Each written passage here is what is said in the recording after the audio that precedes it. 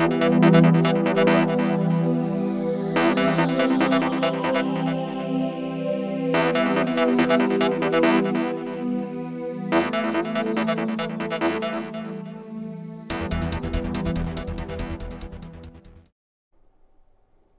everybody, welcome along to Munich Tour Tips TV. Today I'm going to do a trip to Innsbruck. Many people that I get on my tours are planning to go to Innsbruck, and I wanted to see whether it was feasible as a day trip or maybe whether it would be better to use an overnight stay. First things first, over to Munich main station to catch the railjet train to Innsbruck with a journey time of approximately an hour and 45 minutes. This particular trip, guys, cost me €55 return, and as I say, I was planning to do an overnight trip, so on arrival in Innsbruck I booked in previously to the Hotel Central, and as the name suggests, it's right slap bang in the centre of the city. In terms of the amenities, inside, pretty box standard hotel. It cost me €109 for an overnight stay. And overall I was quite impressed. It was clean, tidy, a great base to have for exploring the city. One of the first things that struck me on arrival in Innsbruck is its similarity to Salzburg in terms of its architecture. It's the capital of the Tyrol region of Austria, with a population of 132,000 as of 2024. So it's the fifth largest city in Austria after Vienna, Graz, Linz and Salzburg. The River Inn runs through the centre of the city, hence the name of the city, Innsbruck, the Inn Bridge. And it's also famous for the Nordkette range of mountains. And I'm going to go right to the top today of those mountains on this trip. So that's my main goal on this trip, is to get to the top of Innsbruck, it's actually called, is the Nordkette range, and I'm going to do that by cog railway and cable car. Took a nice little walk through the centre of the city. I arrived in the city at around about 9 o'clock, so I wasn't allowed to actually check into the hotel until 3 PM. So I thought, because the weather was so sunny, the most prudent thing to do would be to head straight for the top of Innsbruck experience.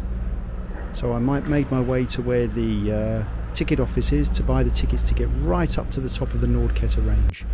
So they gave me an opportunity to have a little walk through the city as well and get a feel about what it was all about. The first phase of the trip to get up to the top of Innsbruck is to take the Hungerberg Bahn to the Hungerberg station, where you can catch the cable car from.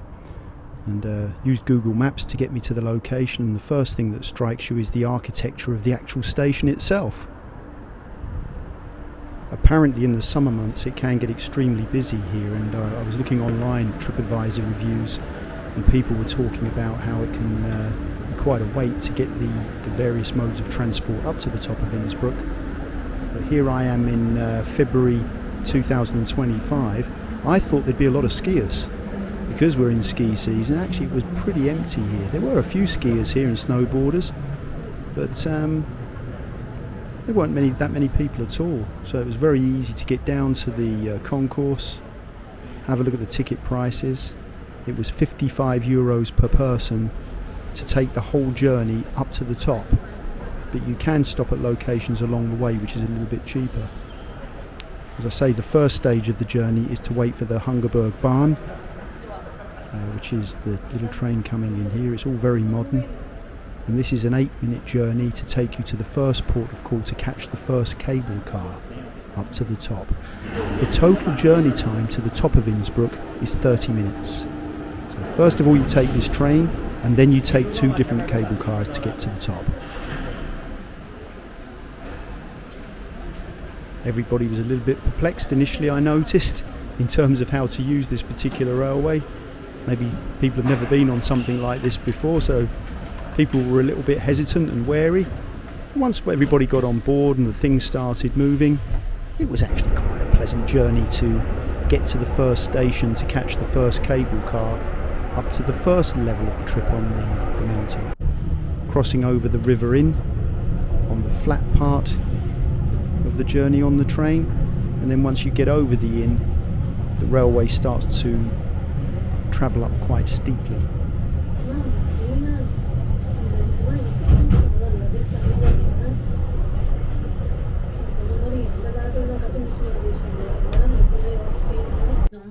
I really was extremely fortunate on this day because the weather was so nice.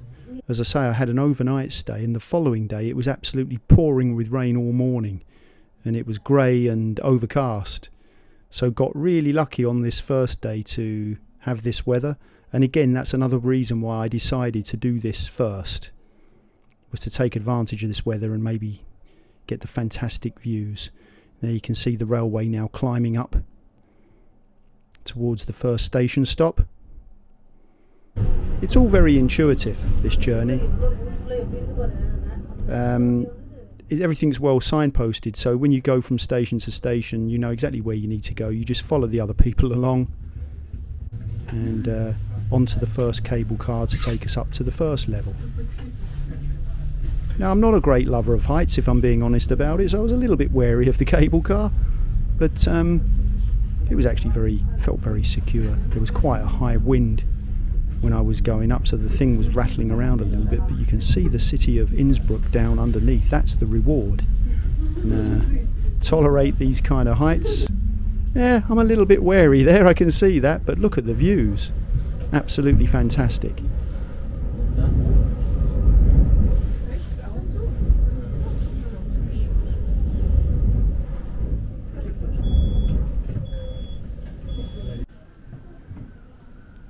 After the second section of the journey, you arrive at the very top. It was very blustery on this particular day.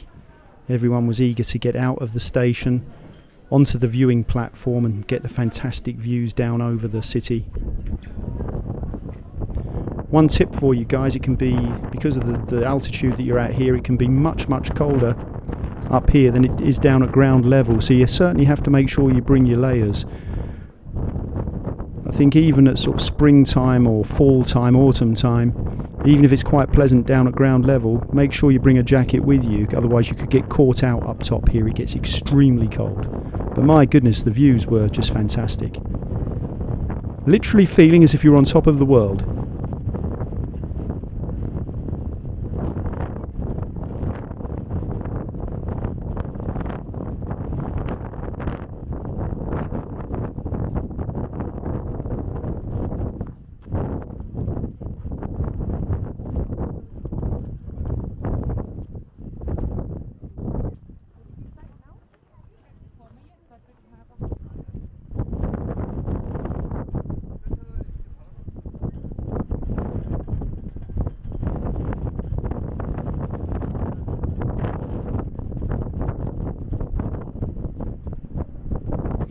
Eventually decided to get myself inside to the cafe area, get away from the wind a little bit.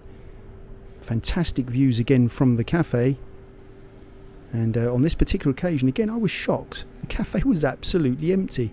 There was a few more people that joined me after I took this little clip here, but when I actually first got in here it was completely empty, which meant that I could get straight to the bar and get my alcohol-free beer.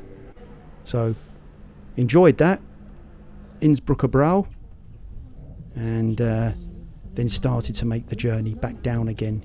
You can choose when you want to come down. You don't want to. You can stop at each section and get out on the journey up there. As long as you've got your ticket to cover you, it's got a QR code on the ticket, so you can just go through when you want to.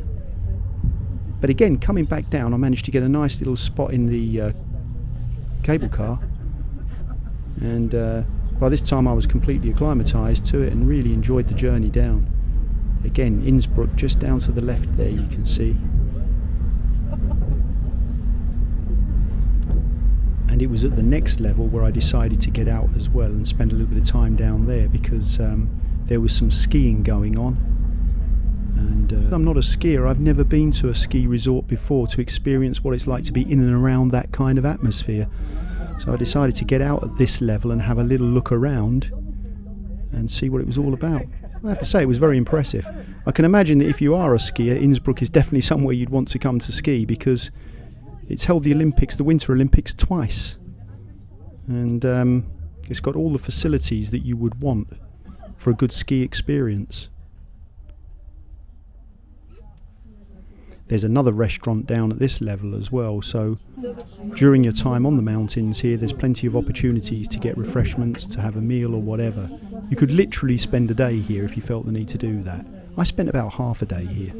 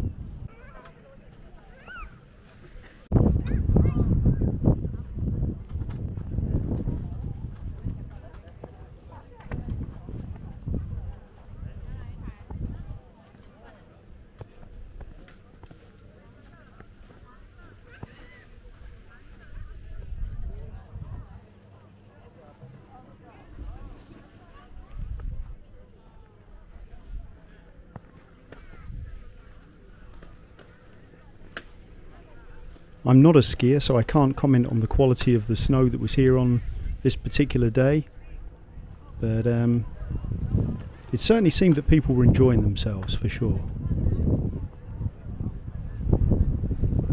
What struck me is that if you were a skier, it didn't seem like everything was overcrowded. There was plenty of room on the cable cars and in the facilities, restaurants, etc.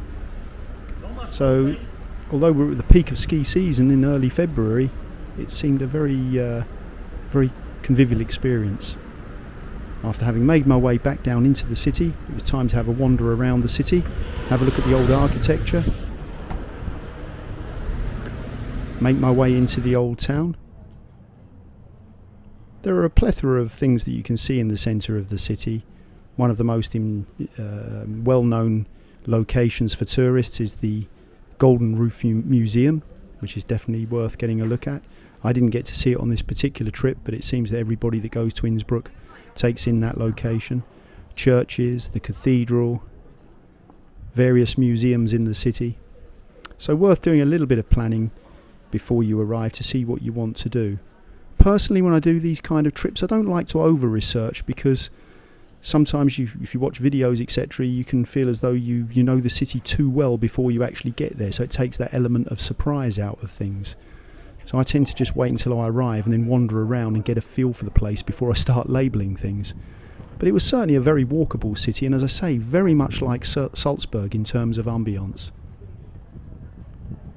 Now the thing is, guys, if you wanted to do the top of Innsbruck experience, which you just did with me on the video, and get to see the old town, I would think that for a day trip that would be a little bit too congested. I think the ideal way of doing this would probably be to do an overnight stay, so that you spend maybe 1.5 days in the city. But if your goal was to come down and just do the top of Innsbruck experience, the mountain, then that is completely doable as a day trip. Arrive in the city around about 9-10 o'clock, and you could be back in Munich by 6-7 p.m. in the evening and have had that experience. Conversely, you could come down here, just do the old town that we're looking at now, and skip the top of Innsbruck experience, and again you could cover the main areas of the city in a day trip. But both those experiences together would be a little bit of a push.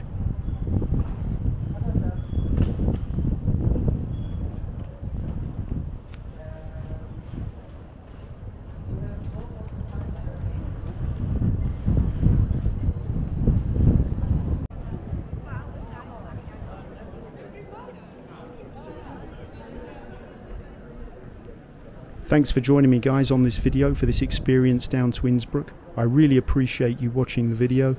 Please, if you want to see more videos, don't forget to subscribe and to like the video. It really helps me. And I'll look forward to seeing you when you're in Munich. Visit evansguide.net to see the tours that I offer in Munich. covering the Nazi period in Germany, Third Reich walking tours in Munich, Dachau concentration camp memorial. It would be great to have you along. Take care now, and all the best.